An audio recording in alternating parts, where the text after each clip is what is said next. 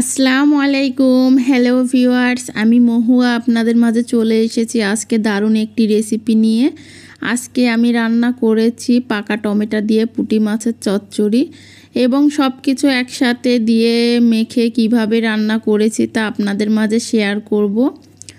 প্রথমেই আমি এখানে কিছুটা আলু এবং টমেটো ছোট ছোট করে কেটে নিয়েছি।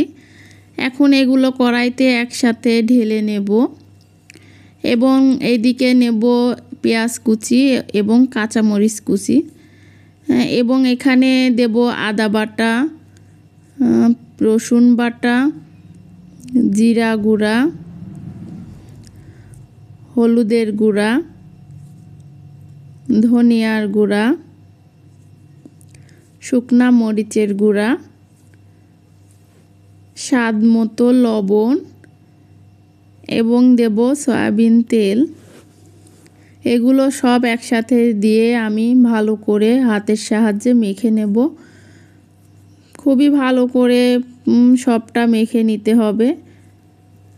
সব কিছু একসাথে মেখে দিলেও রান্নাটা অনেক ভালো হয় এবং ঝামেলাটাও কম হয়। এদিকে আমি সবটা সুন্দর করে মাখিয়ে নিয়েছি। সবটা সুন্দর করে মাখানো হয়ে গেলে এখানে অল্প করে পানি দিতে হবে। খুব বেশি পানি লাগে না, অল্প একটু পানি দিলেই হবে।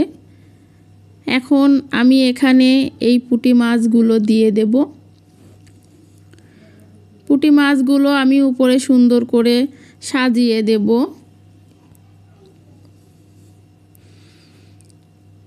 সব শেষে এখানে দেব একটু ধনে পাতা। এখন এটা আমি চুলার পাড়ে বসিয়ে দেব। অবশ্যই একটু ঢাকনা দিয়ে ঢেকে দেব। এখন এটা আমি চুলার পাড়ে বসিয়ে দিয়েছি।